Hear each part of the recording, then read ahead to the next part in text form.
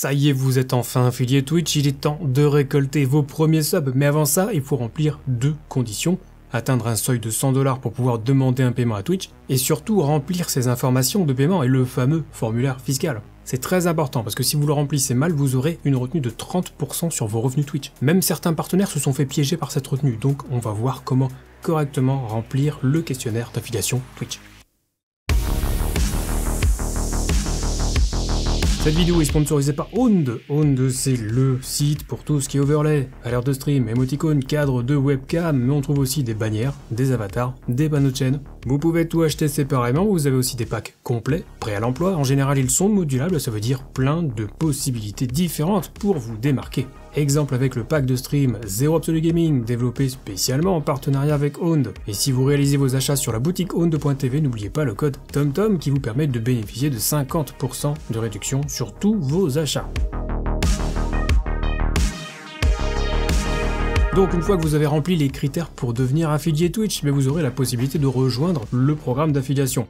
Une fois accepté dans le programme, vous devriez voir un nouveau menu dans votre tableau de bord, dans les paramètres, un menu affilié. En cliquant dessus, vous aurez accès aux options affiliées, si vous cherchez comment bien configurer tout ça. J'ai fait une vidéo entière sur les options des affiliés Twitch, mais nous, ce qui nous intéresse aujourd'hui, c'est la section intégration avec tous les formulaires à remplir. La première étape, c'est facile, c'est un formulaire simple avec vos informations basiques, notamment vos coordonnées. Alors pour éviter les éventuels bugs, je vous conseille de tout taper en majuscule, sans accent. Notez que pour l'adresse email, vous n'êtes pas obligé de mettre la même que celle avec laquelle vous vous êtes inscrit sur Twitch. Ça peut être une autre, et c'est sur cette dernière que vous recevrez les informations liées à la documentation fiscale et à vos paiements. Et enfin pour le nom de société, si vous êtes un particulier ou un micro-entrepreneur, vous pouvez laisser vide, sinon ça risque de bugger. Ensuite on a la partie où il faut renseigner son adresse, donc remplissez tout en majuscule une fois de plus. Et n'oubliez pas d'ajouter le département, même si c'est facultatif. Ce formulaire pose visiblement problème chez certaines personnes, donc on limite le risque de bug en renseignant le département. Alors chez certains ça marche, chez d'autres non, mais surtout évitez les accents et les caractères spéciaux.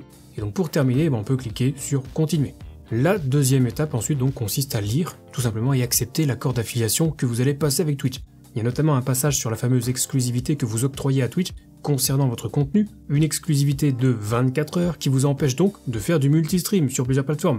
Vous pouvez streamer le matin sur Twitch, le soir sur YouTube, mais vous ne pouvez pas streamer en même temps sur Twitch et sur d'autres plateformes. Bref, c'est une étape qui est pas très compliquée, donc quand vous aurez tout lu, on passe à l'étape numéro 3. La troisième étape, c'est pas forcément la plus simple, ça concerne les questionnaires fiscaux. Ça peut faire peur, mais au final, c'est pas si compliqué que ça. Donc on va commencer avec le questionnaire fiscal relatif aux droits d'auteur. Vous aurez un rappel de vos informations de référence, celles qu'on a remplies juste avant, donc si vous voyez qu'il y a une erreur, il faudra recommencer depuis le début. Bref, on va ouvrir ce questionnaire qui apparaîtra dans un nouvel onglet.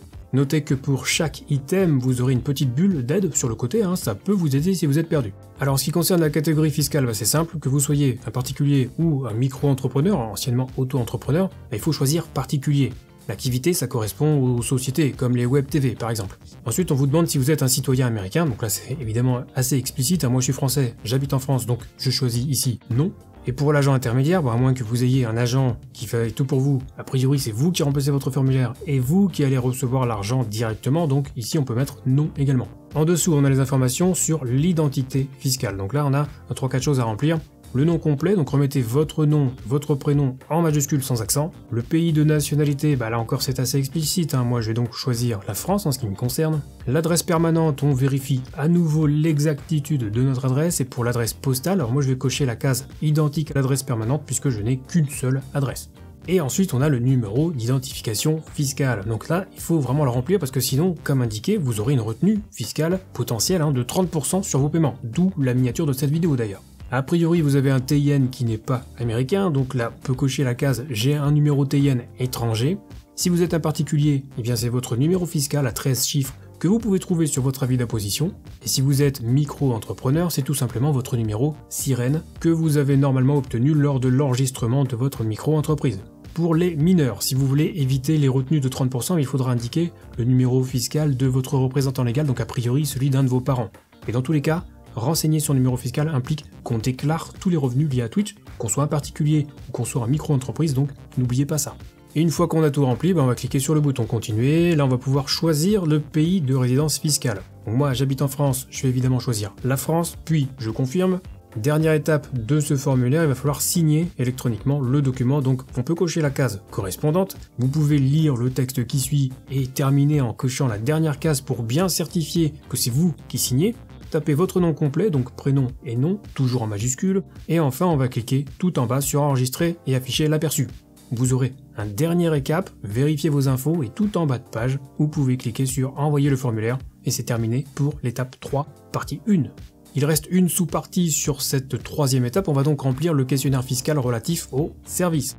Le début du formulaire est exactement le même que le précédent, donc on va aller plus vite jusqu'à renseigner notre nom complet et le fameux TIN, et ensuite on peut continuer, et là la seule chose qui change par rapport à l'étape 3, c'est qu'il faut renseigner où les services sont réalisés, en gros où vous streamez. Si vous streamez depuis les États-Unis, il faudra cocher la deuxième option, et si comme moi vous streamez en dehors des États-Unis, par exemple en France, eh bien c'est la première qu'il faut cocher, tout simplement, c'est pas bien compliqué. Il ne reste plus qu'à terminer le formulaire, on va accepter de fournir une signature électronique, on certifie que c'est bien nous qui signons, on remet le nom complet, nom, prénom en majuscule, on clique sur enregistrer et afficher l'aperçu, le petit récap, on vérifie une dernière fois tout et on clique en bas de page sur envoyer le formulaire et c'est terminé avec les questionnaires fiscaux. Alors il nous reste encore une étape qu'on peut remplir plus tard d'ailleurs, c'est la configuration des paiements. Il est rappelé par ailleurs qu'il faut attendre au moins 100 $ de gain avant de pouvoir recevoir un paiement, tout est cumulé, rassurez-vous. Et on peut donc configurer un mode de paiement. Donc sur la première partie du formulaire, on retrouve nos coordonnées pré-remplies, a priori tout devrait être bon ici, donc on peut passer à la suite. Et sur la deuxième page, on va littéralement choisir notre moyen de paiement. Donc on a plusieurs options, les plus fréquentes étant PayPal, le chèque ou le virement bancaire. Alors attention parce qu'il y a des frais pour chaque méthode de paiement. Le plus avantageux, ce que tout le monde choisit en général, c'est plutôt PayPal, et ça implique évidemment que vous ayez un compte PayPal. Sinon par chèque, il n'y a pas beaucoup de frais. Alors personnellement j'ai choisi le virement bancaire, mais en tant que partenaire, les frais sont pris en charge par Twitch, donc c'est un petit peu différent. Bref, choisissez le mode de paiement que vous préférez, vous validez, et ça sera terminé. Et là, on a rempli tous les formulaires correctement, aucune retenue, aucun bug. Si jamais vous avez des bugs ou des erreurs quand vous remplissez l'un ou l'autre de ces formulaires, n'oubliez pas les conseils de base. On écrit tout en majuscule, sans accent, sans caractères spéciaux. On met bien exactement les mêmes informations et les mêmes coordonnées entre chaque formulaire. Et pour l'adresse, vous pouvez essayer d'ajouter le département. Normalement, tout devrait bien se passer. Si vraiment ça coince avec un message d'erreur qui vous empêche d'accéder au formulaire d'Amazon par exemple, eh bien essayez avec un autre navigateur et désactivez bien votre bloqueur de pub, ça peut aider. Et enfin, essayez de ne pas mettre trop de temps pour remplir toutes ces informations parce qu'au bout d'un moment la session va expirer et il faudra tout recommencer depuis le début. Et voilà pour l'intégration au programme affilié Twitch et les formulaires fiscaux tant redoutés. Alors j'insiste une dernière fois sur le TIN, le numéro fiscal, parce que si vous ne le renseignez pas, il est possible que, selon votre situation, vous ayez une retenue de 30% sur vos gains. Ça serait vraiment dommage. En tout cas, si la vidéo vous a été utile, n'hésitez pas à laisser un petit pouce vers le haut. Vous pouvez aussi vous abonner à la chaîne et activer la cloche. C'est gratuit, ça fait plaisir. J'en profite pour vous rappeler que si vous avez des questions concernant le streaming, vous pouvez venir me les poser. Dès que je suis en live sur Twitch, la porte est toujours ouverte. Et pour les questions un peu plus techniques, je vous invite à rejoindre le Discord communautaire Zero Absolute Gaming. Lisez bien les règles pour bien débloquer les salons d'aide et on vous répondra au plus vite. Sur ce, c'est la fin de cette vidéo. On se retrouve très vite pour la prochaine et d'ici là, bon stream.